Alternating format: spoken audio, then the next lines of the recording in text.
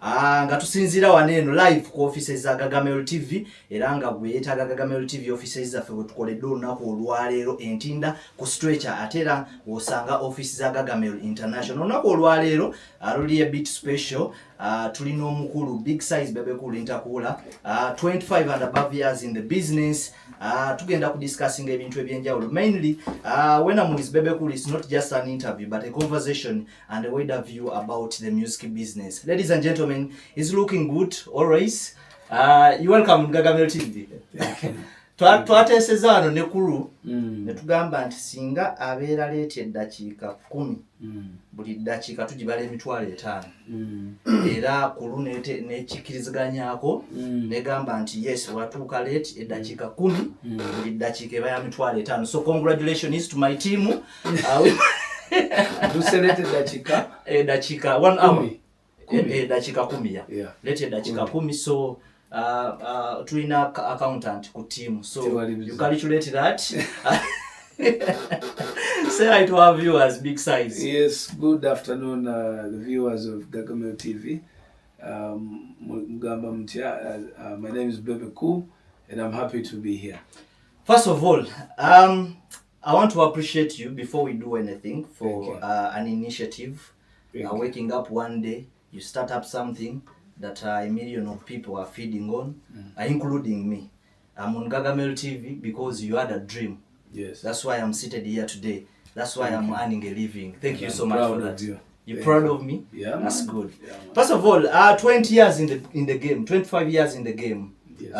Looking more than 25 years in the game. Looking back on how you began your journey, what basically would you shortly explain to someone what you went through getting here today? Yeah, I've already spoken about what I've gone through. Let me briefly say that I've gone through what everyone else goes through, but in their own way. Because depending on your strength, someone can be weak, but even that journey they go through to get where they get is so challenging to them. So of course I've gone through challenges in Uganda. I've gone through aspects of Uganda having been a third world country where we had no systems to support a musician, where we had no systems to support, new ideas, innovations. I also went to Nairobi where definitely I was a foreigner. I just got into the system that no Ugandan had been staying there to do what I did. I was doing things for the first time as an individual. So it's been a challenge. And as expected, those are challenges, and I appreciate the fact that I have gone through them as challenges, because they are the challenges that build us in our different fields of life and fields of work. I just don't want to go through the specifics again, but it's important that we all know that whichever challenge everyone goes through, that challenge is heavy towards them. Though it is important sometimes when you go backwards and explain the actual challenges so that people get to understand that they're not the only people who face that exact challenge, but rather you could be facing a challenge of no job, you're fully educated but you're not getting the actual job that you expected. And then if you find someone talking about the same story, that I left campus, I spent 20 years without a job, and you have spent 20 years without a job, but at that time you're seeing that person now has a company. That means he said he spent 20 years looking for a job, and he found out that he wasn't going to get employed, so he decided to start his own company. So in one way or another, for me as an individual, I would say that in brief, I've gone through what everyone else can go through, only that at a different level. Okay. Sharing your life with the entire world, all of your life, the half of your life, I should say. You began your career at a very tender age. Oyingira ekintu kyotategeera, celebrity life ogisharinga n'obulamu. How does it feel? Obulamu bwo bwonna okubanga obusharinze ne public na biki ebijirako? In the beginning, when you're young, it's okay. You feel proud, you feel everything. But when you start to grow up, you start a family, it comes at a cost whereby when you grow up, you start now seeing there's a lot of things that need privacy. though there's a lot of things that can stay okay for the public to know. When you get a family, you want to keep your family away from public at a certain level. But when you some family things you can put out. For example, as when I met my wife, I stopped her from modeling, I stopped her from music, but I wanted to build her brand. So talking about her, bringing her out sometimes, it was about brand building, okay? But then I didn't want her personal life to get public. So you can find that it's difficult to identify Zwena's sister, it's difficult to identify Zwena's brother, it's difficult to identify Zwena's father, it's difficult to identify Zwena's mother. So as long as you can plan it that way, you know, my own mother, it's very difficult to identify that, oh, mama Bebe uli uli, okuja kungu mtazena ga gwe yoyo. But I have about 20 siblings. Both my mom and my side and my dad's side. But I don't think people know any one of them. And that has been a question in the media. Yes. They always say Chameleon's brothers has always been in the camera. People know them. Yes. Obiwani's brothers have always been in the camera. But Bebe Cool's brothers and sisters, and yet I have a bigger family. Like on my mom's side, both my mom and my dad, they're about 25. So in the I think I'm like the fourth last on my dad's side. On my mom, I'm the last born. With 9 kids. But it shows you that I chose to keep that other private life away and then give public. Bimenya, sometimes you really want, like, there was a time when I felt like when I'm even in the bathroom or toilet, I feel like people are seeing me and I can't do my number too comfortably. Like, otia. No full market. Yes, the full my watch mind you full me. So when the way you carry yourself, how you talk to people, how you dress, it puts you on tension. How people are going to talk or react, you know. But now when you do it so many years, it comes with you even inside the bedroom, even inside the bathroom. It can even affect you. You're with your children and you're wondering, what are my children going to say when I do this? So it's a very, difficult kind of life. So is there other family in Uganda? They always say to be wulira mu ngambo. Family ya Bebe Cool endala gyogeddeko ey'Abaganda bone ba brother go. Bali Uganda bali abroad. Bali wano bonna. Actually we ndoza ninayo about 3. The rest are here. Okay. And they've always been here. Okay. Entirely mu ba siblings bo bonna temuli yali achoose yali akirowoozeza nako okutekinga direction gye watekinga. My sister, the one I follow, she was singing. She was singing with prim and proper. Yachikomya bukomya. Now pursuing her education. Because yalaba pressure gyoyitamu, but it was something she thought. It wasn't her thing, really, her destiny. That's what I can say. It wasn't her destiny, but she was so good. She was so pretty. She was just, but it was never her destiny. Okay. Ladies and gentlemen, I'm still with Big Side Bebe Cool. The conversation just starts right now. I'm just going to move straight forward to what has been moving around. And of course, of recent, you've been here and there talking about Break the Chains album. I want us to go straight to Break the Chains album. Why Break the Chains album? Break the Chains, to complete the answer for Break the Chains. Break the Chains is it's a statement towards mindset change, basically. It's a statement towards mindset change. And mindset change is not just Bebe Cool. My mindset is completely changed. I have given you an explanation that I don't give myself limits to anything. Those days they used to tell me, music by 40 you'll be done. I feel young now and I feel fresh. This is the time when I feel I can sing even way better. The older the wine, the sweeter. So people used to say the statements, but they don't practice them. So me, I changed my mind.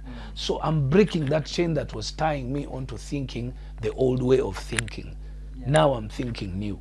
I'm thinking new nice pants. They are big, so my legs are aerated. But they're big, they're fashionable to young people. So young people can relate with me. The world is fashion. The business I do is showbiz. I need to look nice. I go to gym. You need to look nice. I don't just talk about these things just for the sake. But in reality, I'm breaking that chain of locking myself into the old ways of thinking. So that's break the chains. Okay, Bebe, So yeah. the other question, Yeah. the next one that you had The asked, question was, you're saying it is. how you does don't it want help someone- me yeah, other people in the yeah. industry? Yeah. How it does help the other people in the industry is when you listen to Break the Chains album, it's none of the music that we've been doing in Uganda. Totally different genres. Us Ugandans have been used to doing our local music, which is Chidandali, Kadongo Kamu, Zouk, and everything. It's okay, we've done it and we can still do it. But then we embrace a lot of artists from outside Uganda with different genres. And then we pay a lot of money, our people here pay a lot of money to those artists. And then those artists are doing music that is selling globally. Yet our music is not selling globally. We have failed to pick a leaf by accepting. We have locked ourselves onto a tree using a chain. Yet we know for sure Afrobeat is selling globally. We know Afrotech is now beginning. Afro House is beginning. So we are still locking ourselves, convincing ourselves that what we are doing is right. And that was the next question I had about the genres that are differently on the album. Yes. Also, all that is a point to teach the rest of the artists that, guys, it's okay. Let's go. Let's break off this thing of thinking that Chidandali, a hit song in Uganda, then you're a complete artist. You're not a complete artist.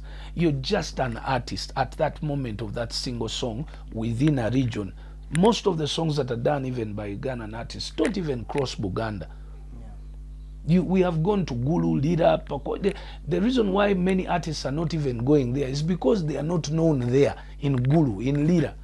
But they don't take time to even research. Why haven't I done a show in Gulu? Yes, Zikomanakawa what? They don't even take time to ask themselves, Lwachi abantu be Koboko tebanaba kumpangisa. Lwachi abantu be Lira, Arua, they haven't booked me. It's because they don't know you. You think you have a big song, but if you've not been there, they don't know you. Because if they knew you and they liked the song, they call for you. So for me, I'm saying, break the chain. Let's stop thinking small time. Let's think big time. Let's think worldwide. Technology has made it simpler for us today. You no longer need to really rely on just a record company alone. The best example I can give you is the new small talent from Kasese, the Enewa. Yes, the boy did not come to Kampala. He did his song in a bar in Kasese with the father, and people in New York are dancing the song. On the flight. He went to Kenya. Exactly. So you can see that you're breaking the chain by accepting. Change your mindset. Stop arguing these kiddish little things of arguing and say, I can also do it like Burna Boy. I can also do it like Davido. What are they doing? What type of music? Which producers are they using? Okay, if you can't afford the type of the exact producer, get the young producers who are working like those other producers so that you can be able to do the same. And it takes time. The discussion has been, Bebe has been there for a long time. It is time he should look at nurturing other talents. Waliyo chikozeeko some time back. Ndoza never could disappointing. To considering akuda muchikola. It's a two-way thing. No one ever gave me a limit. That's why I'm saying I'm breaking the chain, that mindset of thinking that it's time for me to help, to nurture others. I should stop nurturing myself. I just told you I raised my bar so high. I'm not yet there. That brings me to even some of these young artists who I saw asking me or saying that I'm an upcoming artist. Yeah, there's some of the artists saying that hey, Bebe is an upcoming artist now. Let me tell you something, Musoga. Yes, and all my life, until I reach my target, I am an upcoming artist because I haven't reached my target. That's why I still work so hard. If artists who are global like Burna Boy still go on BBC Extra, still go on media tours. As much as they are known, as much as we are saying he's African giant, he's global. Recently he was on the street. Recently he was on the street with the DJ. If he's still doing that, then why don't I do the same? Who am I not to do? So for those young artists in Uganda who are still saying, who have started that cabozy of saying Bebe is an upcoming artist, I am surely an upcoming artist. For them, they made it already. They are stable, they have made it, they are good, successful. they are successful. For you, but for me, I haven't reached my target, my bar. So I'm going to work even harder because I set my bar so high. But what does that communicate to you when you see a young artist that has just come ng'omulaba mu budde bwonna? The communication is clear. He has reached where he dreamed. He's not wrong. He has reached where alota okutuuka era yatuuka. Kati ekimutabula akyebuuza nti nze nfaaki, kumbe kankibaddemu nti nze wenjagala okutuuka wakyali, nze nkyali upcoming, sinnaba kutuukawo. Naye ye okusinziira ku birooto bye ne bye yali ayagala yabifuna yatuuka.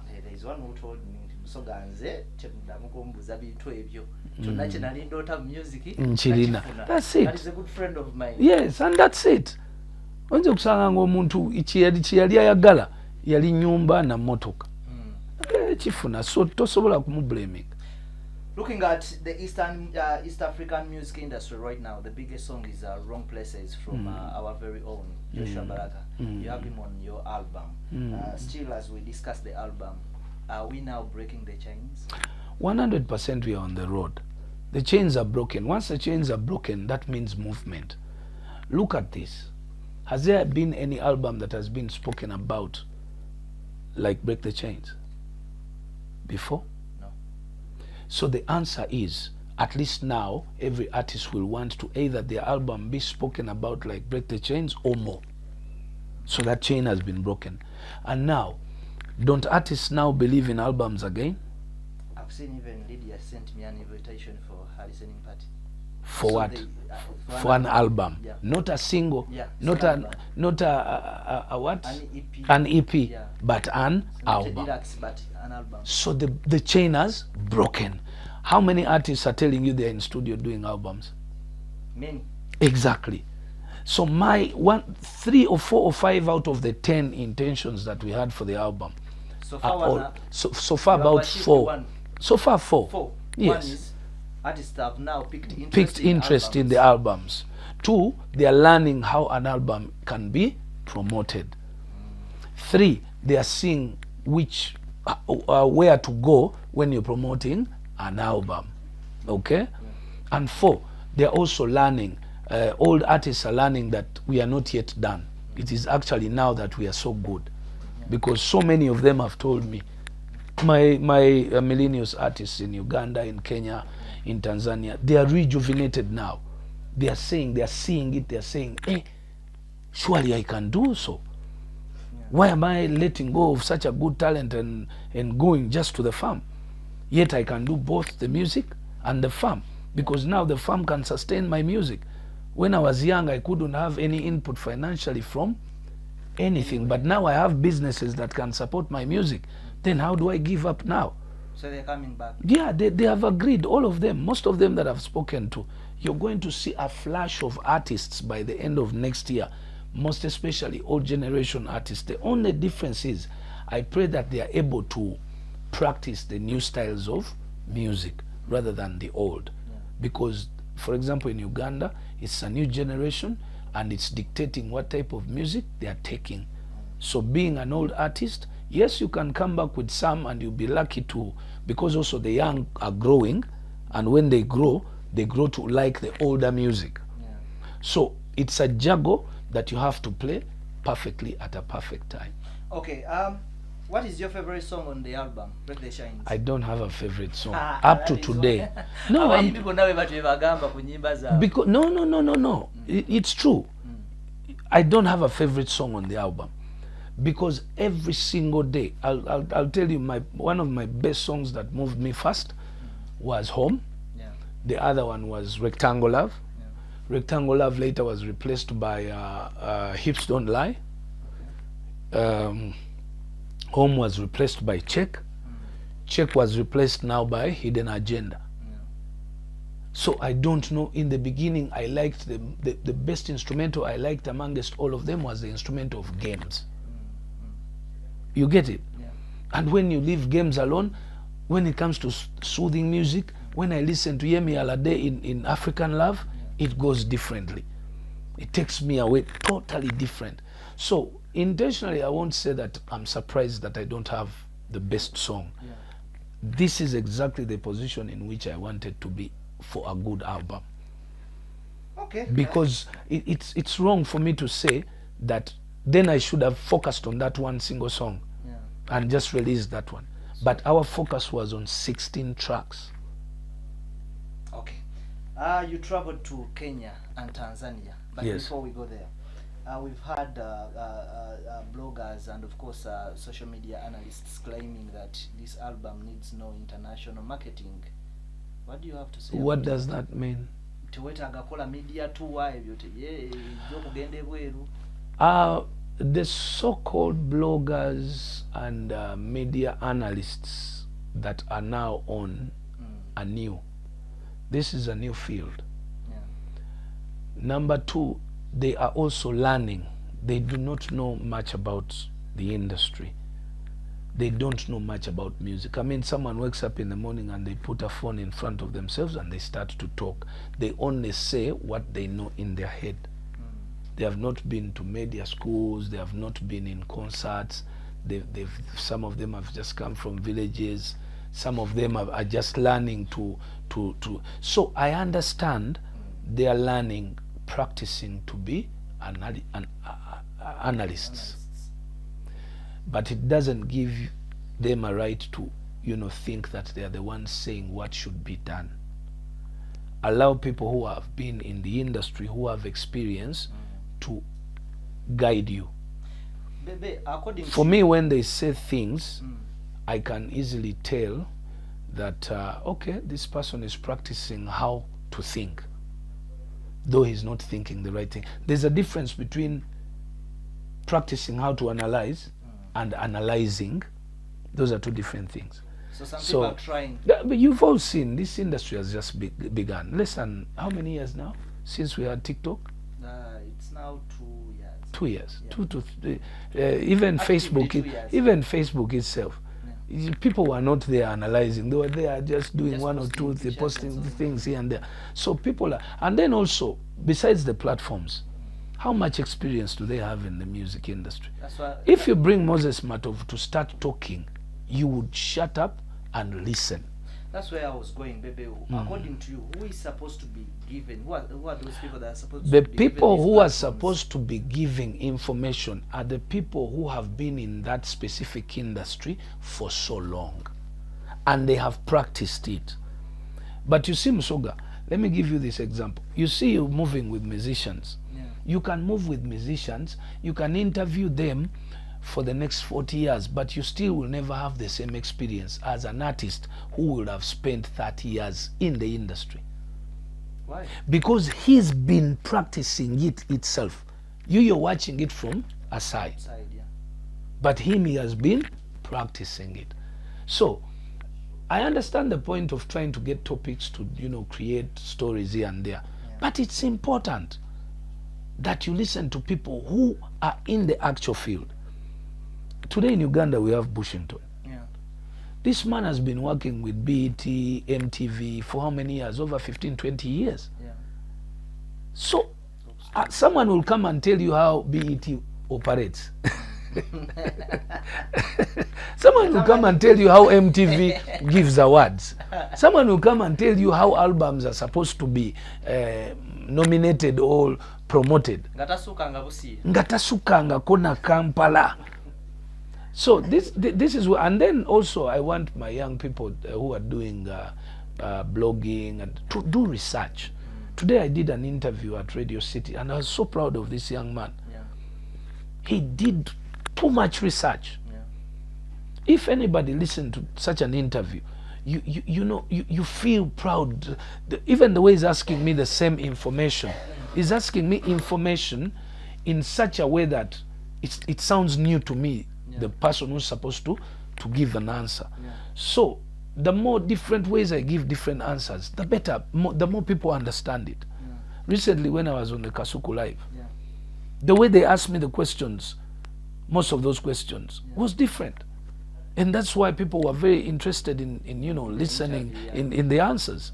So I don't have a problem with my TikTokers and bloggers, and it's okay. They're earning a living. But then what I want is I pray that the people who are interested in having information know who to get information from. Okay. Waliwo muyimbi gwe nabaddeko naye mukwano gwo nangamba nti naye kyali wange anaakomya ddi okuleka abantu okujja bamwogerako n'akamanyiro we bagenda. Why do you choose that line? Nti oli asobola okujja n'ayogera about Bebe Cool n'agenda bugenzi. Until you can't stop people from saying what they want to say. This is a free country. This is partly why Uganda is a very interesting country.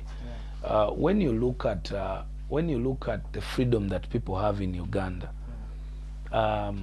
it gives you again, this one I've learned from President Museveni. When you stop people from doing things, they just keep them. They don't stop them. They just wait for you at a weaker point and they do them. But when you allow them to do all the silly things that they want to do early, they get tired of the silly things and they start doing the right things. The earlier, the better. So for me, people coming up, disrespecting Bebe, this and that, for how long? By the end of the day, you'll start disrespecting Bebe, and then when you do, you reach a time and you're like, but then, and that's what has happened. So it's a good formula, and it's not only for me, it's advice to people. Omuntu aba akola nnyo ebintu akuvumako muleke mu encouraging avumako we so that kati atandike kuwaana. So umuleka navuma because obuvumu era biggwayo. So it's another way to help people to grow up. Okay. Ladies and gentlemen, we still live on Gagamel TV, coming to you live from Ntinda Stretcher, our offices one weziri Ntinda ku office za Gagamel TV. Abasinga mubadde mwebuze ekitebe nga tukoleranga yoko live leero tuzze era nga kyetwagala okulaga nti byonna bisoboka, byonna bye weetaaga osobola okubanga bifuna. Ladies and gentlemen, tuli powered by Zuwena Cakes. Abazuwena Cakes bakugamba nti bo baasalawo okubanga bakuwa keke ku mukolo gwonna oba gwakwanjula nabadde nebuuzaako oba nejja okuzina abalongo banaatuwa keke ne bamala bajja kunzirira. But balina offices mu bitundu ebyenjawulo osobola obafuna awali eri ewandegeya awo wennyini waliwo ekizimbe ekipya awo wennyini oba okiraba clearly Zuwena Cakes then waliwo office yaffe wano enkadde zigenda ziggulawo ndowooza omwaka egunaggwerako nga Uganda yonna abazuwena Cakes batwongedde okubanga batuwa branches ez'enjawulo. Keke zaabwe zitandikira ddala ku bbeeyi layisi abasinga olwa brandi erinnya Zuwena mutya ne mugamba nti bannaye kinaasoboka naye osobola ogendayo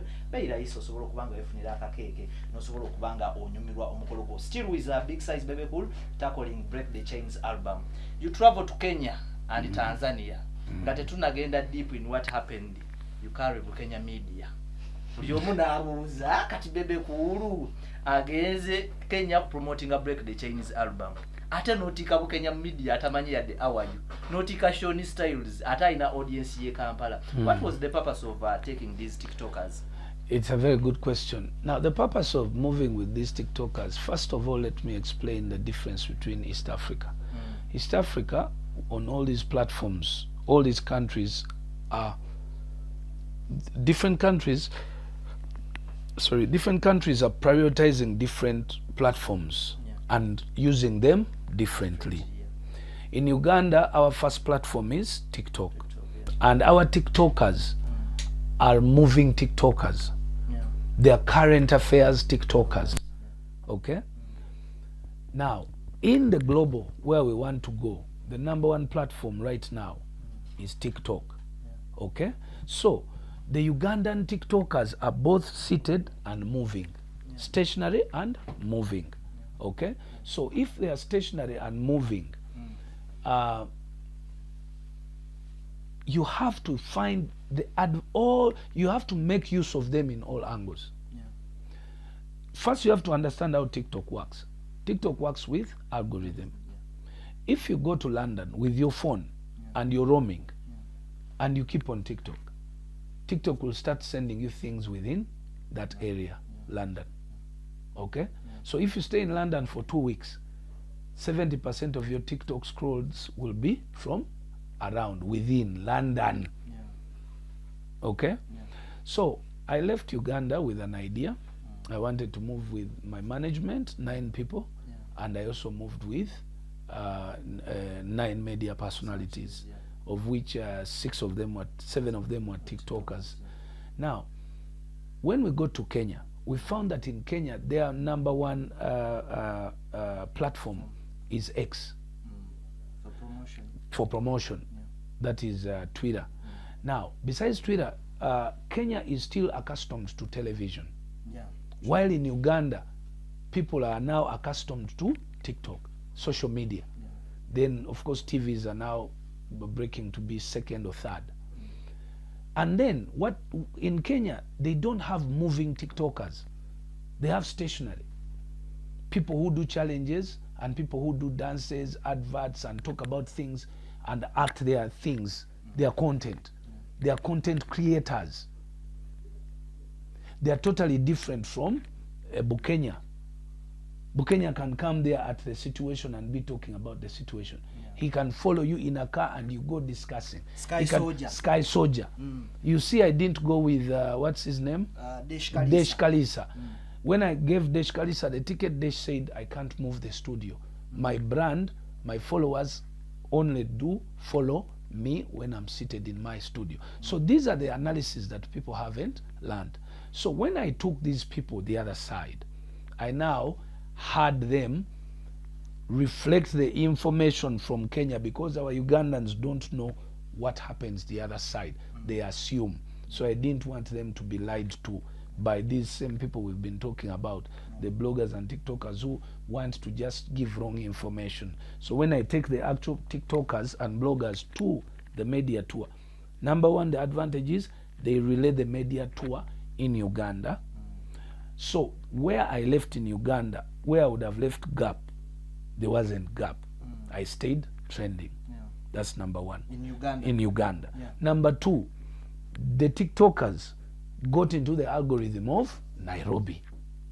So the people of Kenya started to see so many new TikTokers from Uganda and things about Bebe Cool here and there within that algorithm. Yeah.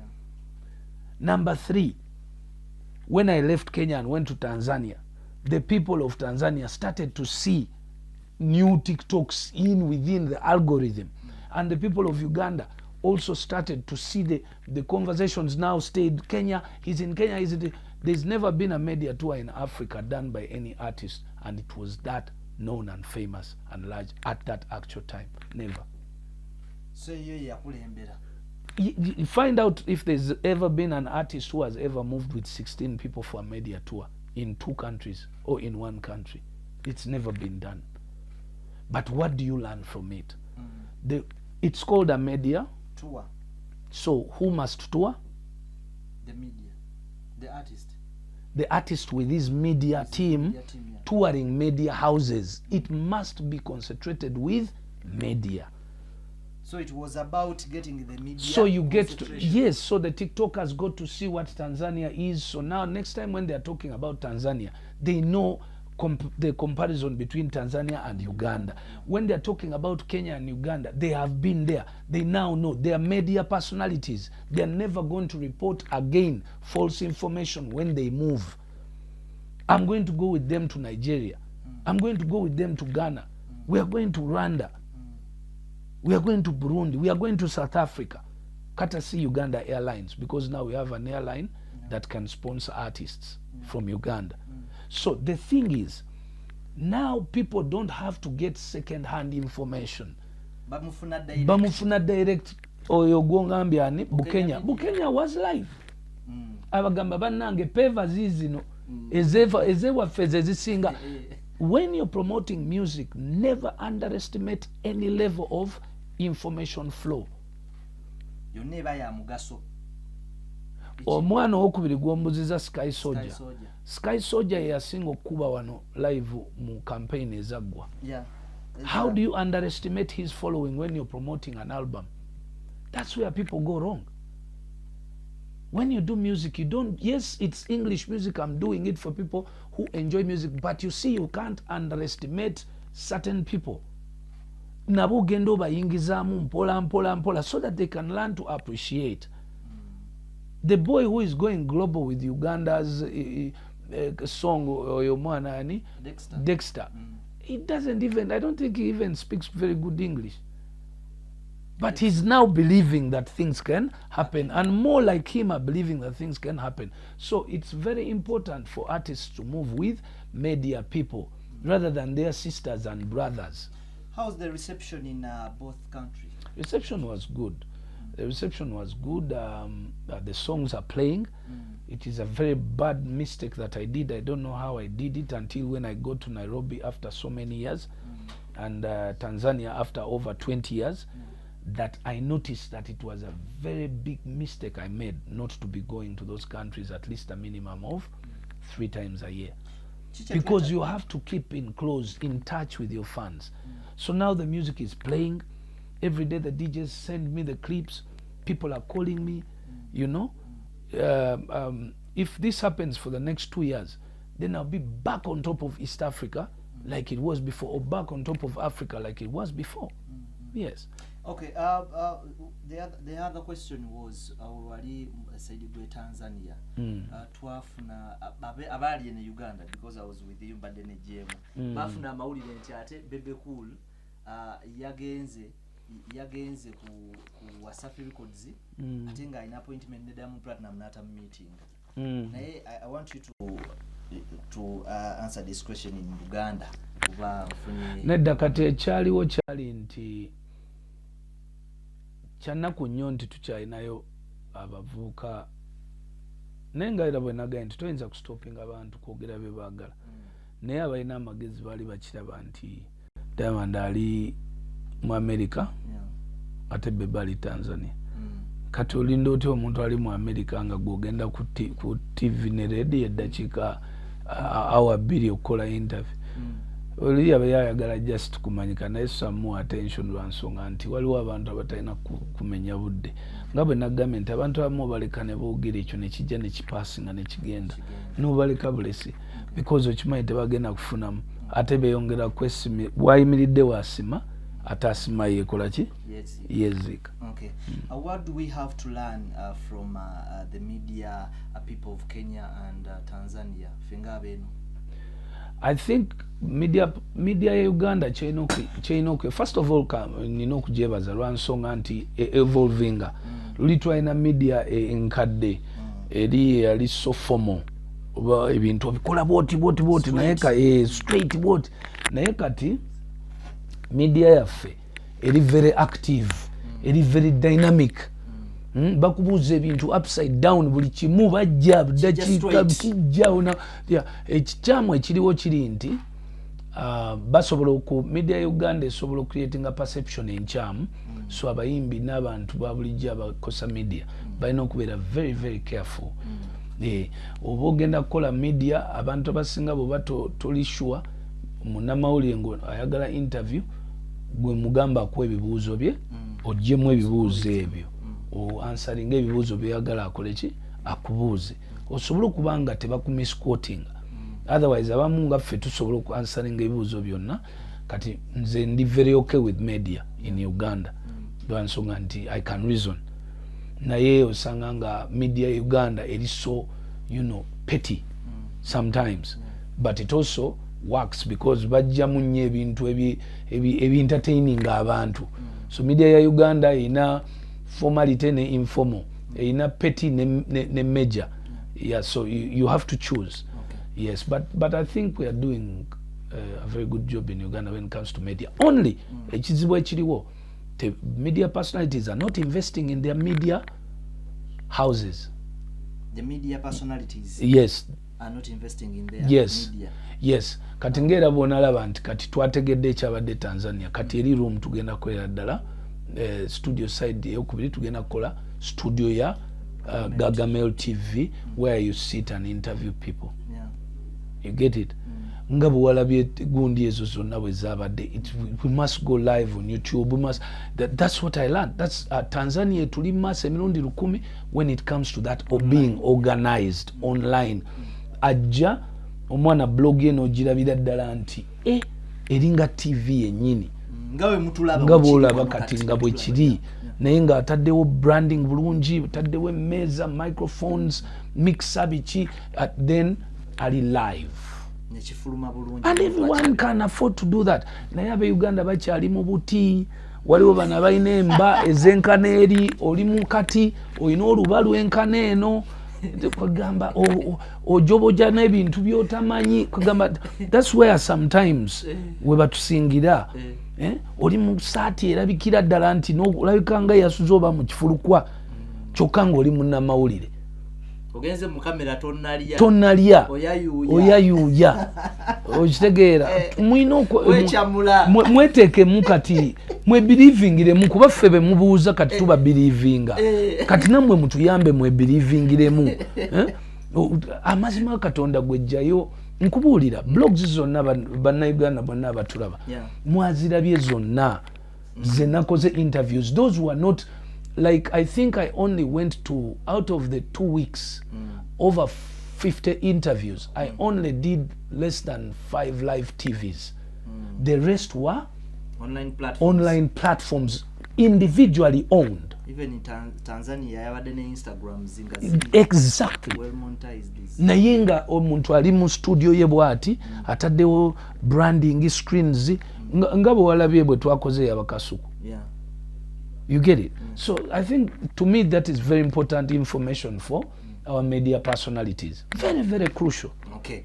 Talking about streaming is something you've since you released your album Break the Chains. Yes. Kyekimu ku kintu ky'obadde oyogerako buli ku interview gy'ogendako. Yes. Kya mugaso ki abantu lwaki balina okuyiga okustreaminga music?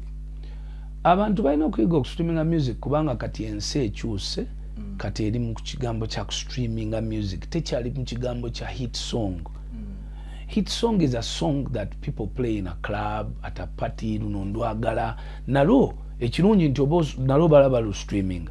Naye ekikwewunyisa nti nno ennyimba ezisinga biggest amount of streams in the world ate they are not hit songs. Ennyimba ezisinga streams enyingi mu nsi they are not necessarily hit songs.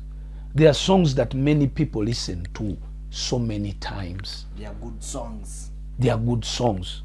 Oba okitegeera. Kakati ensi ekyuse nti ensi ekolagana na abantu kati baagala kye bayita content.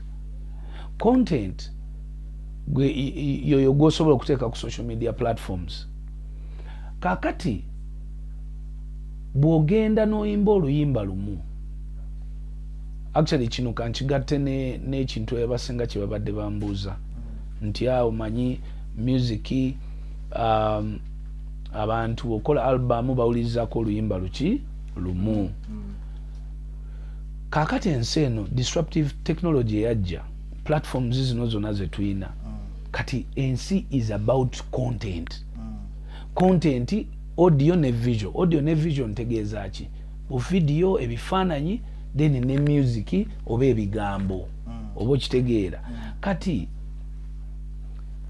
bw'obanga olaba ekigenda maaso ku bayimbi bayimbi bannaffe betwagala n'okukola nabo collaborations tebakyayagala ssente. Oli agamba saagala ssente zo, njagala kulaba oyina streams, oyina abakuwuliriza. Kyabuuza in short.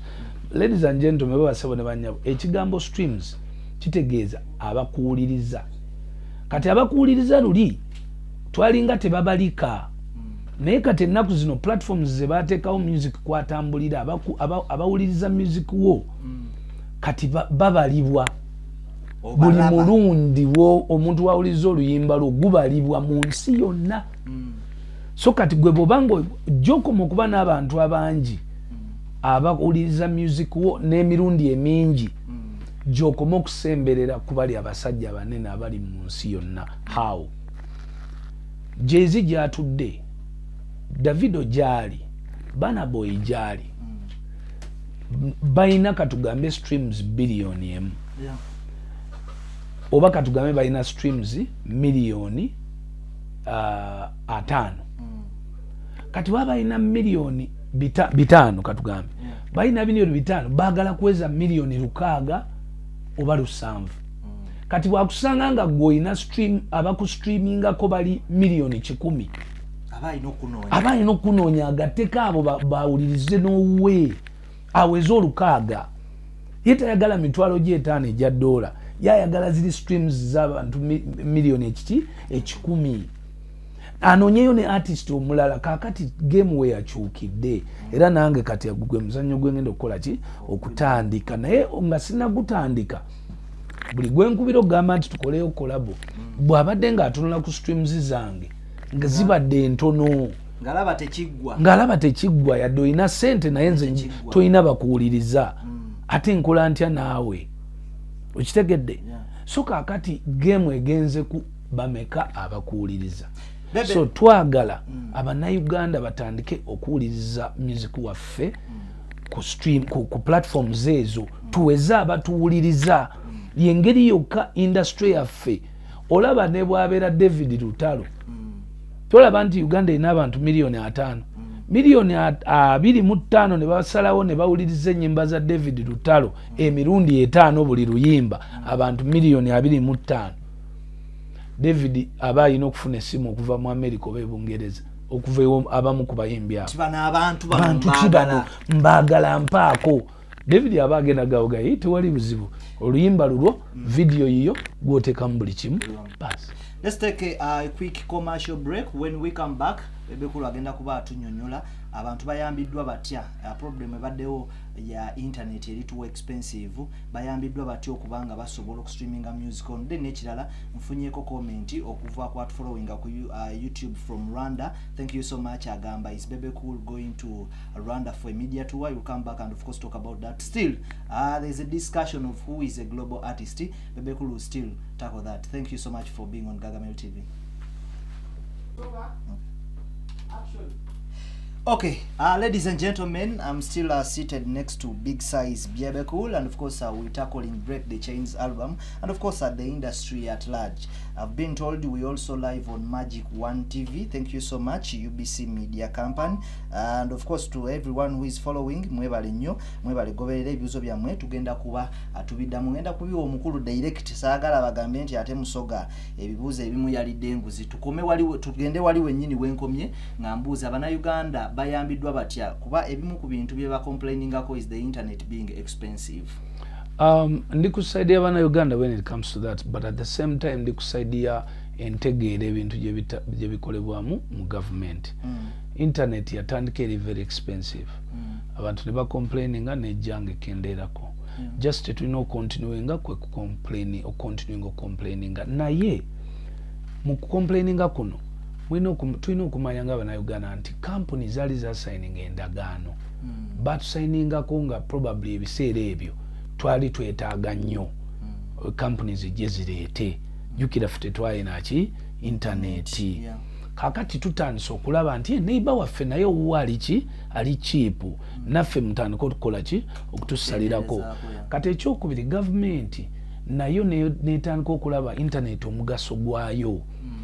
Teriyo gavumenti mu nsi esobola kufunira abantu baayo 30% ku bantu baayo mirimu.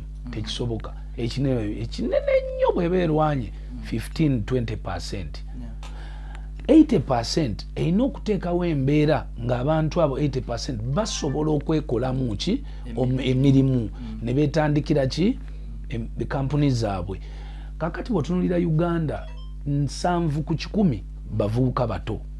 Bava mu masomero, abalala tebasomye, abalala ki. Kati gwe nga gavumenti ky'osinga okwagala be bavubuka abo okweyiyiza ekyokukola. Kuba tobaagala mu bubbi, tobaagala mu butemu. Kyenjagala okwongera okwanguwa kituuke mangu eri abatukulembera, Minister wa ICT, President Museveni, njagala mulabe mangu opportunity eno ey'abavubuka okusobola okweyiyiza akasente mu nsawo nga tebabbye tebasse n'okuba nti nno kati bannayuganda batandise n'okuyiga mangu nti intaneti si yakuvuma, ebyokuvuma bikenderedde ddala okusinziira nga bwe byatandika. Okweyambula ndooza ko kwaggwereddewo ddala kubanga kati oyinza n'okumala omwezi tolabye ku muntu yeeyambudde. Kyensinga okulaba ku intaneti kati naddala ku TikTok, abantu ebintu bye bakoze, ennima gye balima, ebintu bye baimportinze, abalala biki bye ba discovering, kulunda nvunyu, kulunda bumyu, that is ogwo gwe mugaso gwaki gwa internet. Kakati gwe boba government abantu bano nga toyagala ba concentrating ku bino politics, simanyi biki ebintu ebitabateeka sente direct muki mu nsawo, bakendeereze omulanga gwabwe guli obalabye bonna gye batunulidde simu zaabwe. Essimu eno esobola okuvaako okuviira ddala ku mutwalo gumu ebiri ejja $, paka ku $210. $10 gye mitwalo 37. Omuntu yenna nga n'afuna emitwalo gya 37 omwezi tabeera ng'oli anoonya omulimu. Ate anoonya omulimu bw'anaalaba nga munne akozesa essimu y'okufuna emitwalo 35 oba 5 omwezi, naye agenda kudda ku ssimu ye. So kitegeeza nti gavumenti olina omukisa gw'amaanyi okubuukira bbaasi eno ekoledde ey'abavubuka abato okwenoonyeza ekyokukola nga bakozesa ki ssimu zaabwe. So tekyetaaga kutuula mu parliament, tekijja kwetaaga kulowooza nnyo ngeri gye tuyambamu bavubuka kufuna byakukola. Kati kyetugenda okugamba nti kino tukitestinze, tukikoze eki, tukirabye nti nga gavumenti tulabye nti abavubuka basobola okweyiya bwe baba nga bali ku internet all the time. One, babeera informed. 2, bayiga balaba abalala ebintu ebikolebwa. 3, naawe kenyini nga gavumenti osobola okuteekako emisomo gyo omuntu n'abitegeera kubanga teeraliikirira ka data. Kakati gwe kenyini nga gavumenti oyagala kubangula abantu, muzeeyi atambula physically PDM yali badde atambula na kitundu, yali badde ebiseera ebisinga abeera ku TikTok online z'ennaku zino zisobola n'okuba nga eziri live. Oli awo ndi wano ondaga ente nkugamba nti omusawo uno president sooka okirabe. So nsaba njagala nnyo gavumenti yaffe edduke emisinde ku nsonga ya data mukendeze mulabe engeri gye mu compensatinga telecom companies ezaleeta data, whatever contracts they have, find a better way, because that compensation data bwagwa it directly positively impacts ku muvubuka we Uganda. Omuvubuka bannanga abaana beeyiza using data. So let's think about it. Era emboozi emu ku subirayo meeting ne president mu bintu byonna byenjala okufocusingako ekyo kya data. And that is something that everyone was talking about on social media. Abaana bano ba TikTok abasinga baali bamiyandalinga Justin nga baali badde babbi gwe nofuna nobasika era kabebuza what are your intention is of lwaki those are some of the things, because kati ejo mirimu kati buli TikToker bw'oba ogenda mutambuza a week gwe mubale nti no muspendingako ekitono million mu week, omuspendingako $2 million a week ng'omutambuze Kenya Tanzania omusuzi omuliisa n'omusasula n'omusaala. Oba okitegeera aba afuna n'akolanga amanyi kati abo abaana baali bagenze Tanzania ne Nairobi no naye kati bategedde bwe twogera nti bus corridor kati gundi yagitegedde ani Shoni Bukenya yagiwulidde bwe twogera nti ennyonyi bagitegedde. Oba okitegeera ba TikTokers bangi tebalinyangako ku nnyonyi, ba TikTokers bangi tebatambulangako ku ttaka.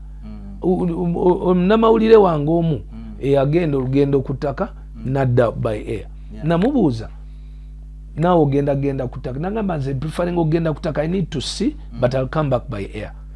Nengamba wow, because abantu tebamanyi na sceneries zansi, abantu tebamanyi na East Africa bwefaanana. Bw'oyogera ku Rift Valley akikwata nga kigambo, tamanyi na mugaso gwa Rift Valley, tamanyi na gye basimba tea, tamanyi kwegamba bwe tuba tudiscussing ebintu bino politically oba socially ffe tukozesa amagezi ago gonna nti oyogera ku Kenya omanyi nti kati oyogera ku Eastern oyogera ku mazzi oba Western oyogera ku tea chai gwe basimba oba Rift Valley oba ki kakati abantu abo babeera bwe bati batambula bwe bati no abantu bo balowooza tulowoleza at the same understanding but then bwofuna opportunity to move around using a job eno simu abo abaana simu eno era eno na data simu data ngomulimu gutambula. Let's get back to this one's question. Agamba nti Bebe Cool analabikako Rwanda. Yes, media tour egenda maaso at the end of the month. And when does he plan to come to Rwanda for media tour? The media tour is going ahead. At the end of the month we are heading to London, to the UK for 10 days. And then from London we will head to Kigali, Rwanda for media tour. And then from Rwanda we head to Nigeria and Ghana, and then we finalize with South Africa. Okay. I think your question has been answered. Still talking about the album, nalietaze okumanya album eno buli omu agiwaddeko opinion ye. But you as Bebe Cool, ebintu oyogedde bingi about what you intend to achieve mweno album. Singa album tekola kyobadde osuubira, what is next? Are you planning to retire singa tekola kyobadde osuubira? Maybe to help the people understand more, okuyamba abantu okutegeera more about this album. We are not here for Break the Chains album. We are here for a full project. A project that might include 3 albums.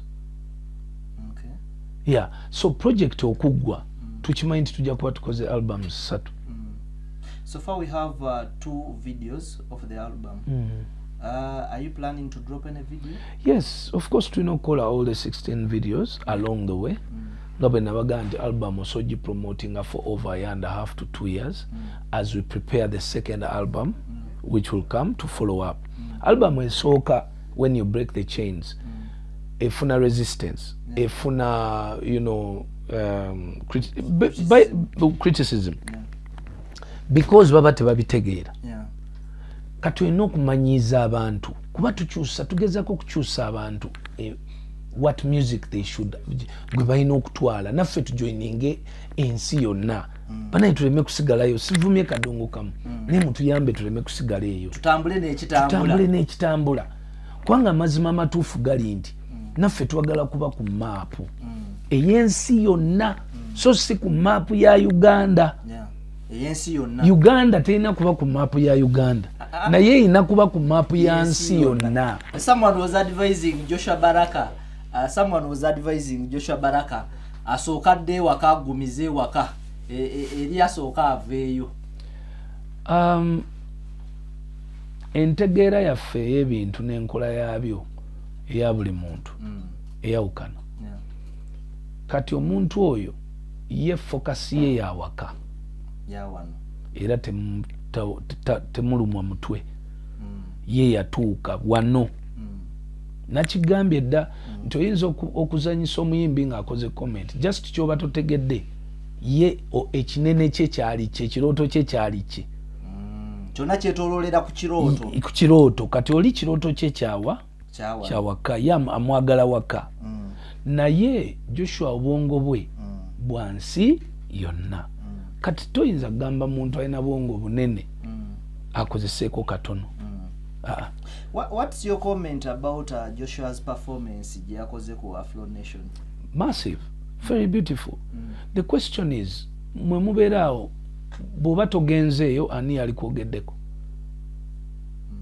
Ye bw'oba togenzeeyo ani yabadde ku Afro Nation eyali mutegedde?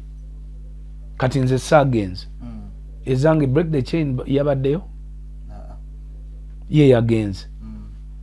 Oluyimba lwe terwayimbiddwa teyalubayigiriza tebaluwulidde tebalu streaming zeyongera numbers. Kati entegeera yaffe is always kwerwanyisa kyekizibu era nabalabye nti simanyi byayimbye nga tewali bantu kale nentula nengana naye entegeera y'abavubuka bano naye nze nkimanyi nti oluusi bambi ensaalwa yereete nnyo ate nze nkikubawo nze sikweka kubanga gwe omuntu olaba otya munno ng'ali ku show ate n'okyogerako negative. Mbadde ngamba show is there to show out your works. Ayimiridde ku stage asaayo show ye tekoma kubali abaliwo bokka ne baba batono naye eri live ku zi TVs ku internet yonna ku YouTube yonna abantu bali waka balaba. It causes a lot of discussion. Not discussion. He's selling his music to so many different people.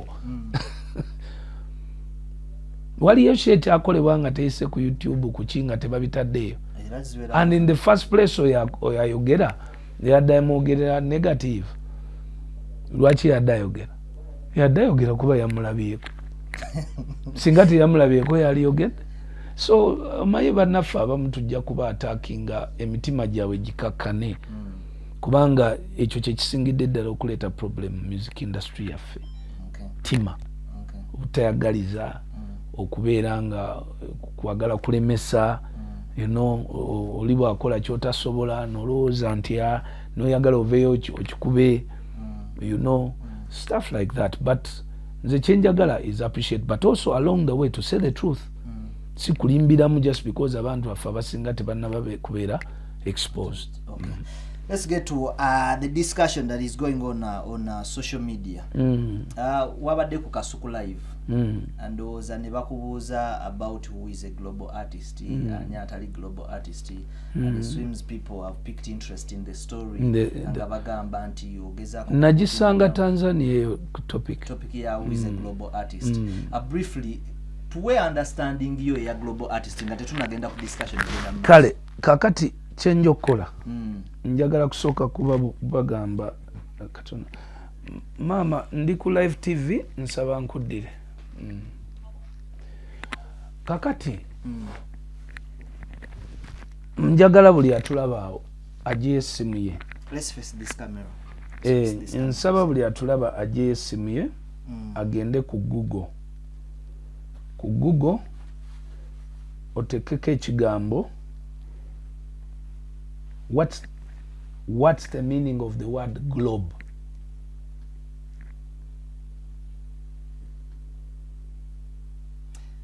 Hope guys we're doing that.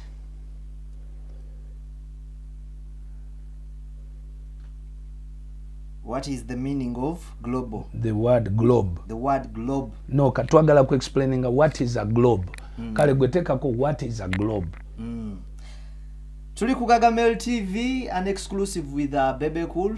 Basically, we're tackling Break the Chains album, and of course, we always have a wider view of an entertainment industry when I sit down with Bebe Cool. It's about 1.5 years since I last had an exclusive with Big Size Bebe Cool. He's back, and of course, ngali nabasuubiza nti byonna tugenda kuba tubyogerako discussion ebadde y'amaanyi ku social media. Right now twagala tubulire his understanding. Ale kakati wano okusinziira ku amaaso gange tegalaba bulungi. Kati ntaddemu ekibuuzo kigamba what is a globe. I think my producer you can zoom that. The answer hiyo okubanga bakiraba. Now ali ku simu ina internet you can search it out. Kati wano answer endeetera nti a globe is a spherical representation of the earth or other celestial bodies providing a scaled down 3-dimensional model. Okay. Kakati ekifaananyi kya globe mu bumpimpi is earth. Yonna spherical earth yonna obwetooloozi bwayo yonna. Kati earth eriko ki continents ez'enjawulo. Kati how many continents are there in the world? Teziri 6 7. Oli sure? Ziri 7 tonjo chesa. Anti twagala tu solving There are 7 continents. Nagi. Basazeemu ako. But yeah, tulina continents tulina mu Africa. There are 7. Jenvamu, tulina mu Asia, tulina mu Europe, tulina mu North America, South America, Antarctica, Australia. Kansomemu order abantu baziwulire. Bazitegede bulungi ya. They are Asia, Africa, North America, South America, Antarctica, Europe, and Australia. Yeah. Those are 7 continents. And those make up the globe. Yeah. So, what is your question? Question yebadde, who is a global artist according to your understanding? So, can anyone now, is there anyone who wouldn't know who a global artist is after I have given you the meaning of the word globe or global? Obantu chizeyo mu Luganda.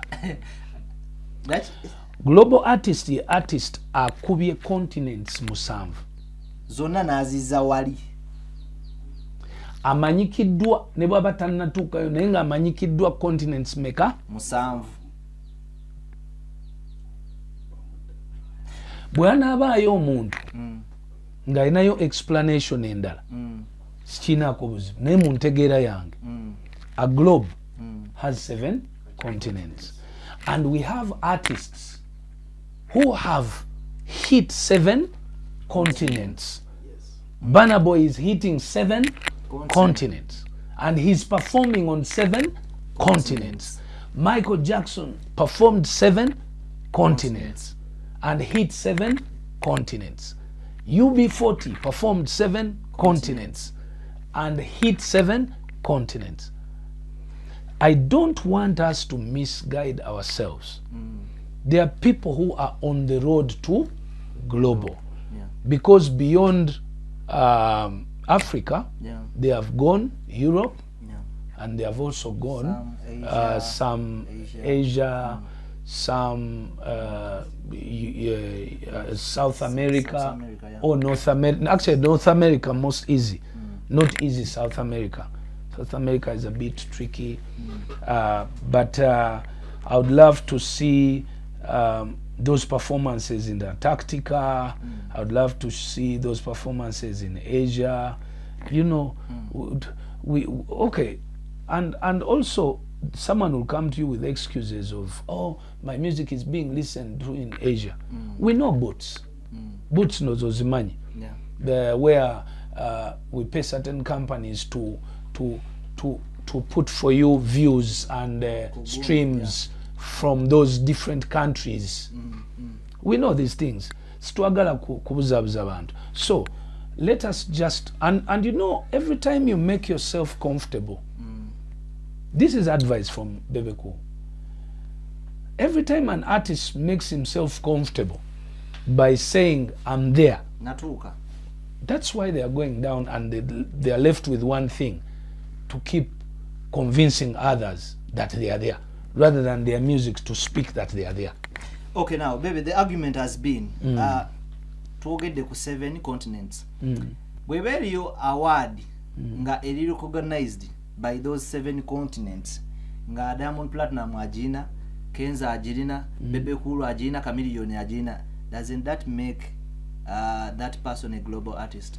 But you see, for me, I don't understand how people think. An award is decided based on charts in America. How does a top Chinese person who is earning more than any American artist, how does a top Indian artist who is earning, have you ever seen any Indian top artist being given an award in the US? It's rare. Do you know the number of people in India? The population? I think it is about 80 million. 80 million. No, 80 million is very little. I need you to ask yourself these questions. Okay? Asia, which is the most populated continent? Asia. Does Asia have top artists who are famously known in Asia? Yes, they do. In Asia of has course, is Asian within artists, either they are Indians or whatever, but they are Asian artists. If Asia has about 1 billion people, there are people in Asia, artists, who are being followed by about 800 million people from Asia. And they have been big stars and celebrities in Asia. But when they come to Africa, you don't know them. You, even yourself now, you're in showbiz. Have you ever heard of any Asian artist? Just because do you know that the trend of the artists in Africa today is to look for Asian artists to collaborate with them, because the biggest numbers are now in Asia? I saw even Tyler was chasing for a collaboration from that side. Exactly. So you must understand these dynamics, and let's explain for the good of our industry, not for the fact of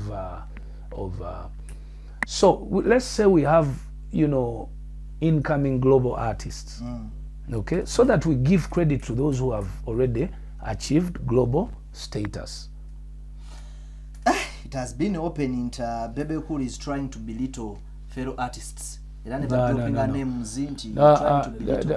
The thing is very simple. If you can answer those questions, then you have the right answer. The questions are simple. What is a globe? And then you go do your research. I leave the discussion with you guys. I'm still looking for. I'm still going to read your questions. Nzirabe is dropping awano.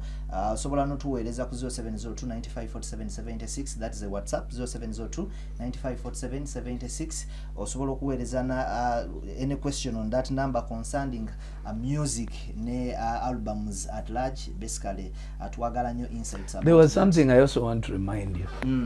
Do you know what it has taken an African artist to be awarded on the main stage of MTV or BET? No. How many have you seen picking awards? African artists?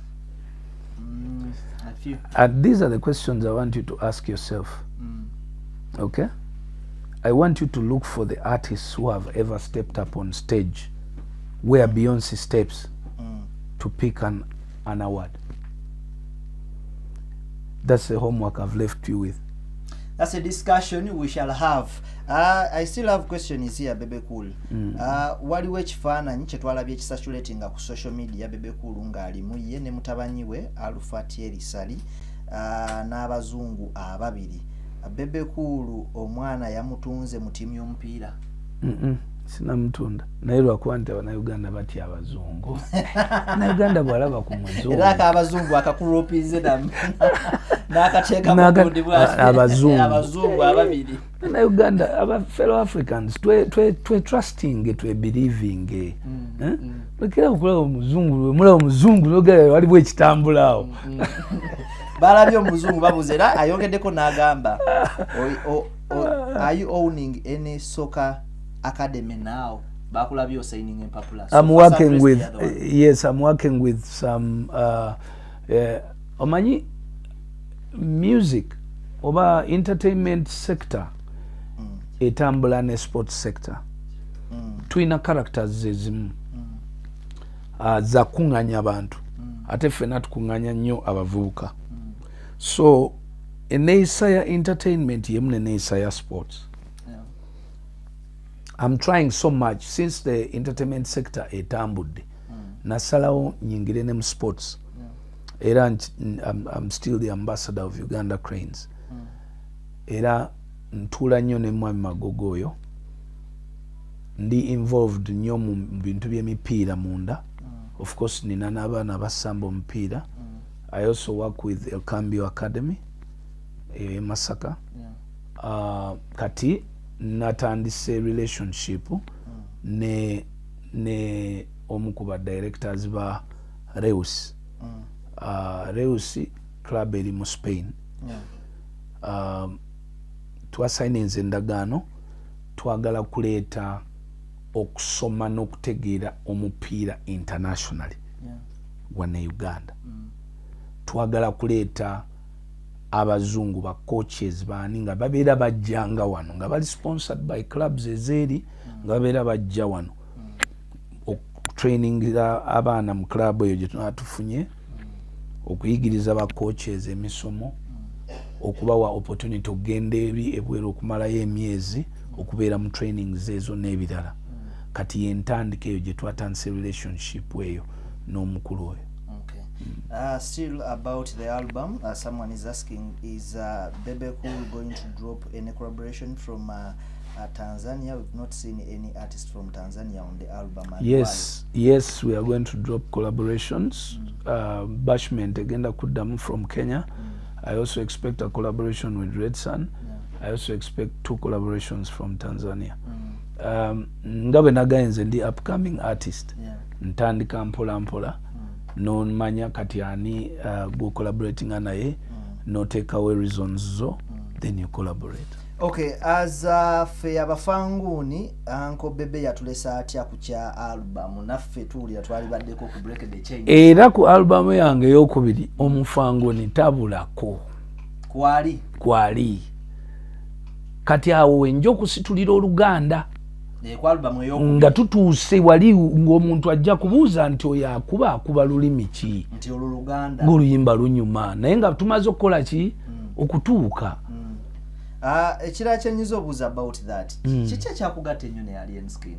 Muntu mulungi, muntu ategeera okuva lwe na commenting omundi ogwasooka ku Alien nze nsaba abantu balabe kye na commenting oba kyakikola.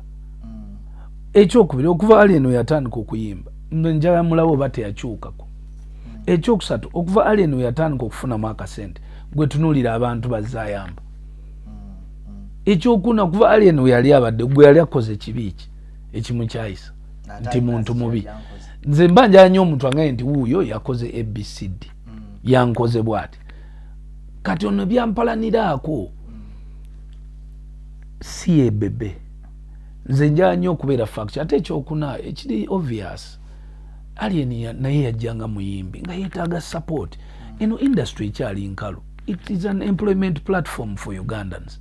Kati nze nga Bebe amaanyi ge nnina nga lwaki sigawaako omulala naye akolera awo n'ataapinga okwo naddala ng'omuntu wa mpisa oba okitegeera. Omuvubuka yeyisa bulungi, omuvubuka ye muvubuka alina ebintu bisanyusa ate era tolaba nti bisanyusiza abavubuka omusapootingire eyo. Yes.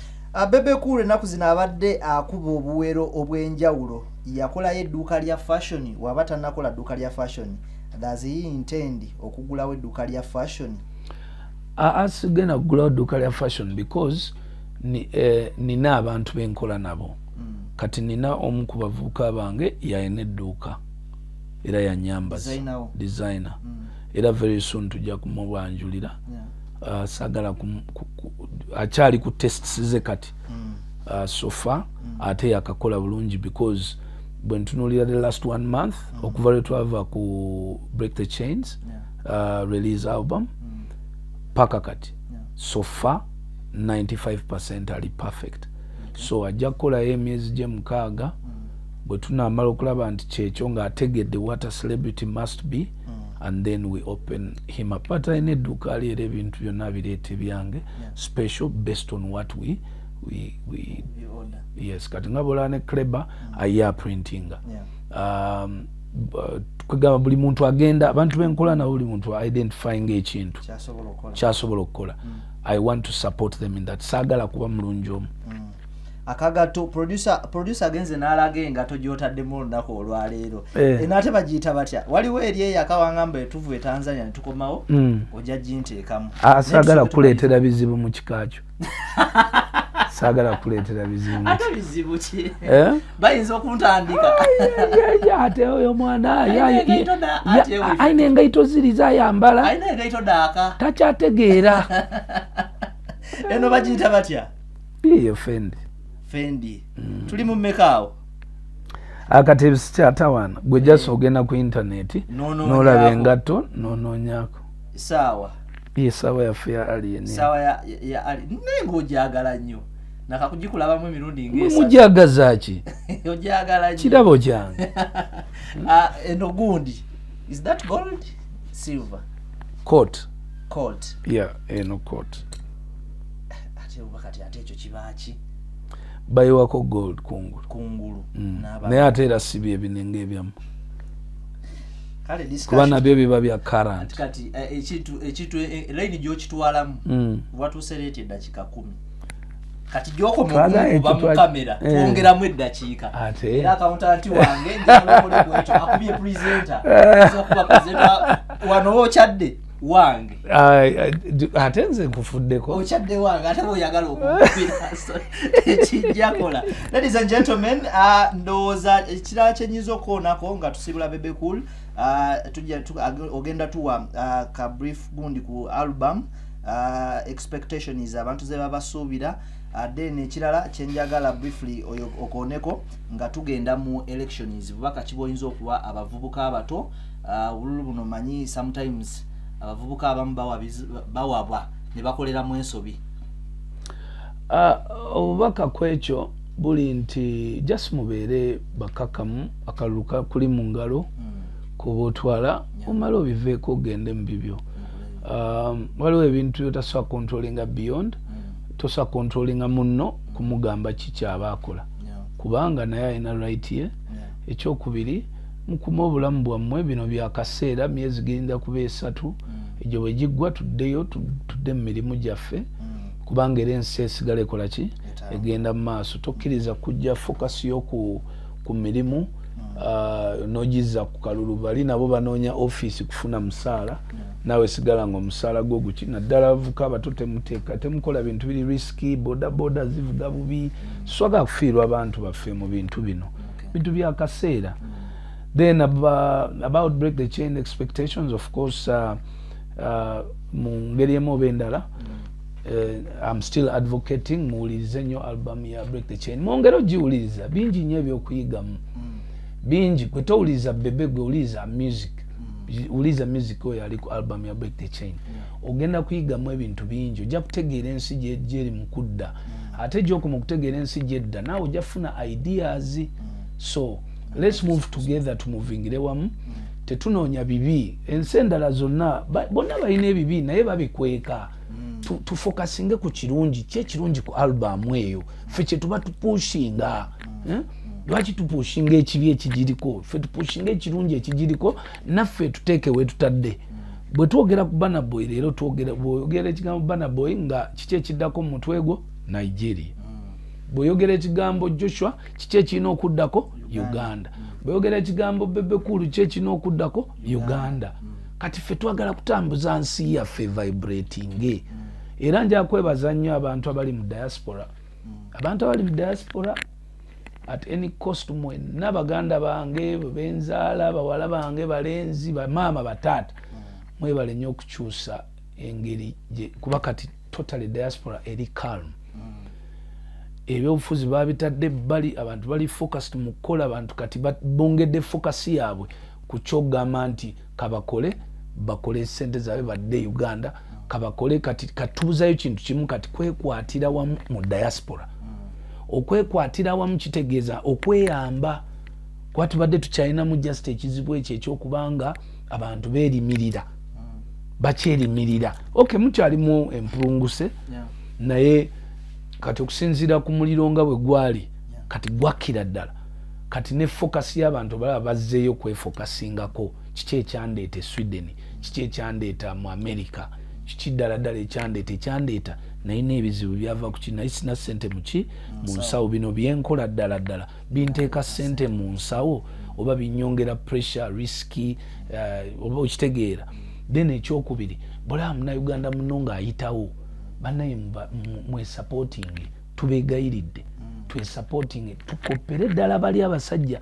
Nze ne bwe nayimba music eyenkana ati obulungi nga sina support yammwe eyo gye muli tajja kuyitawo ate nga bw'ayitawo era omuntu ajja kuvayo agambe ndi munnayuganda ng'okyogera proudly kubanga naawe kati nina bakwano bange bangi nnyo mu diaspora bafanze bannaye Bebe otuwonyeza tubadde tetulina music gwe tulina kati okuba wo nowa Joshua Baraka at least kati tumuzannya buli gye tutambulira kikulu nnyo okuzannya naffe tubazanyiremu owaffe nga balaba tuli ku same page so si kutuzanyira kutubazanyiremu music owaffe batucategorizing nga African artists kyekiri kye mbabuuzizza nti njagala mugende munoonye ku awards BET oba MTV awards oba Mobo oba munoonye abafirika abakafuna ku stage yennyini eri main ne bafunirako award tebazibaweerako because bagambanga nti ffe music waffe bamucategorizinga nga African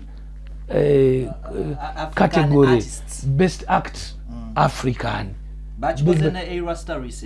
Tokiraba, that's why ba Davido bagundi not Davido Wizi yagaana okuddayo. Mwina okukkiriza nti tukyabulamu ekintu kyaffe ekyokwekwatira wamu naffe twesindikira awo. Era kino nkisaba bannayuganda kubanga abatanzania kati batuli ahead, abannakenya batuli ahead. Ate kati eno race ya nsi zaffe yadde tugenda global nga East Africa, twetaaga okwekwata naye naffe tubeeremu n'akaffe akatuyamba nga bannayuganda okutambulirako. Yes. Maybe ng'osiibula ojja kwogerako ku concert. Abannayuganda babuuza Bebe Cool addamu ddi otuwa ku concert? Kati ndi very sure nti nja kukola concert next year. Era tujja kuba mu mwezi ng'ogwokuna oba ogwokutaano. Kubanga ekyangana okuddamu okukola concert. Concert yange yasemba nalaba nga nkyayimba music y'omu. Ng'omuntu asobola okupredictinga kye ngenda okukola. Bafans nga ndaba mbajjako million 5 ez'emmeeza naye nga bagenda kuwuliza ekintu kyekimu kye bawuliza last year ne the other year. Kati nze ku myaka gyange n'okubeera fair n'okuzimba industry. Omanyi bwe tuba tuzimba abayimbi tetuzimba abayimbi bokka. Tulina n'okusigaza fan base nayo ne tugizimba. Omuntu n'amanya nti bwe ndaba Bebe omwaka guno banaye yanyumye naye ate yaleese music omupya kitegeeza ne concert ejja egenda kukola ki kusukkawo. Kati buli munnayuganda yenna ampulizo bandaba bw'osuubira kiddala ku concert yange ejja okimanyi nti tolabangako Bebe ng'ayimba Break the Chains album. Motivation zaani Home Hidden Agendas zaani. Basically bwe nkeera ku makya n'emnanga ne ngamba nti tulina concert enkya. There is something you want There's to see. something you're going to pay for. Okay. So tubadde nga of late mubadde muli mu bivulu. Byonna muvayo ne mugamba bisaze. Lwaki bisaze? Abantu bali mu bagamba nti toyina kipya kyotugamba. That is the only reason flop njereere. Era mbawoninga mwenna ababyetantaza ebivulu. Abayimbi mbegayiridde muddeyo mu studio mukole content asobola okusasulirwa abantu ku concerts. Muleke kufuula abantu kutwononera mwe musinze n'otwononera mu aba flopping. Kwanga gwe bw'omuba ofloppinga batandika okulowooza nti ffenna tuna floppinga. Oba okitegeera. Kumbe ku buyimba bwa 5 bw'olina ogasseeko kamu akapya. Abantu basasulira 6 hours bajja ssaawa emu ekiteggwa 6. Okuva ssaawa emu paka ssaawa 5:45. Olinya stage nayo oyimba ebikadde biwayimba emyaka 5 emabega. So let us be fair to our fans. Tubakomyewo nabo mu bisaawe. Okitegeera naffe twe preparing tewali kigaana. Ne bwe batokoza album yimba ennyimba empya nnya. Oli amanye nti empya nnya lazima wanazikuba ecupa yange ejja kweweddemu nga nzina. Naye azinye enkadde mu disiko aziwulidde ku radio azevulunze mu buliri era asasudde ebivulu 6 ate era akomewo. Kibate kigatta. So njagala nnyo ba promoters namwe mufocusinga ennyo ku raisinga okukola concerts z'abayimbi kati abayina content abayina ekyokuwa abantu. Namwe n'abo abayimbi bajja kuddayo abalala batalina ng'oli agakola concert naye addeyo asooka anoonye omuntu amuteekamuko kasente akatono recording album agireleasing agipromoting ku level ye then alioke olaba Joshua ngabwa Joshua tanaba kugenda kukola concert naye kati aweze nyimba era ndi very sure kastol nakulunakera ku macha Joshua nagangenda lugogo it will pack. Talking about Joshua ng'osiibula bayimbi ki tuli afeya mwaka nga guweddeko tusubira Bebe Cool list. Bayimbi ki sofa bolaba abakolera obulungi? Tojja kubba bibuuzo. Tojja kubba bibuuzo. Toteeka abantu ku pressure. Emyezi gikyali n'omwezi ogusembayo omuntu atolu ennyimba.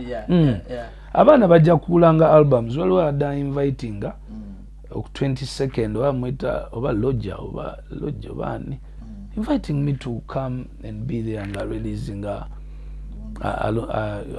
album release. Yes, I just got that message today.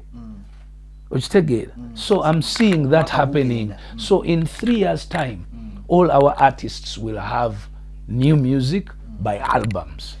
Okay, thank you so much, Mr. Big Size Bebe Cool. I want to send a big shout out to our team abantu betukoze nabo olunaku olwaleero. Mr. Davis ogamba otya webale nnyo ku kamera. Famba Saidi Zeri kansubire nti ekintu kitambudde bulungi. Bashir ku bifaananyi awo. Trevor musajja waffe okuva mu Ndawus family. Ebintu bya graphics abikwasaganya bulungi. Cleberson where UG nangerera nzise ngoba nakoze ntya naye nga Cleberson where UG bakugamba onafuna omusala simanyi nakumanya musoga waliwo badolino kateeka wali yocha Cleberson where UG bakugamba nti gwe yetaaga t-shirts eziri branded of late mbadde munda banganyambala t-shirt eziriko break the chains ngawe muzira bazibazinyira ne Bebe Cool zabayambadde by the way zikolebwa Cleberson where UG ne jumpers aba branding ebintu ne wobo olina simu ngoyagala baku branding le mabega batekeke ekifaananyi kyo takolera Bebe Cool yeka nawo muyimbi ali eyo ngoyagala okolagana ne Cleberson where UG musajja ali ambo genda awo mu kibuga ku Boulevard oba genda ku social media handles ononye Cleberson where UG osobola okufuna ebintu ebiri branded very well atenga birabika bulungi atenga byeyagaza oyambala onyume buli oyambala ngoyambadde ekintu nga kiwandikeko atenga kinyuma nawe weewulira nti oli musajja era esajja nawe oliyewulira nti likwambadde njalo okutumira ku baana abatambula naffe ogamba otya Judith Kyosimire oyonno from day one nga tutandika Gagamel TV nga tulina views 2 yaliwo mpaka nakati akyaliwo ekintu akyakitambuza Aisha wa Bebe ogamba otya abo bagamba nti musoga wotinye ekigere bwoti fe wakawo twagala yeko okutambuza Gagamel detective banaye mwenna tubagala nyamanya sobola gamalayo Gagamel family mwenna olwategedde nti interview yaffe ya munju ne bagamba nti Africa tusimbule ekintu atukitwale ku level eddako bampita musoga Eclipse tubagala nnyo abatulaba pozo bugambo bwobusembayo omukulu mukama bakume let us break the chain the chain yo yamenyese yange soga abantu bujjo mbagamba musoga Eclipse International chain yamenyeka naye musoga biki byoyogera kati yo yavaawo ka chain yamenyeka dda kati tuli mu kugatta era albamu yange eddako bagita Broken Chains ene badde break the chains kati enaddako bagita broken chains. How do you deal with it when it's moving? When it is broken. When life is moving, how do you deal with life? Abamu balina excitement, abalala tebamanyi kyakola kizze buzi kiguddewo bugwi. That album is going to be very interesting. Waiting for that from Mr. Big Size Bebe Cool. A big shout out to Magic One TV team. Thank you so much for also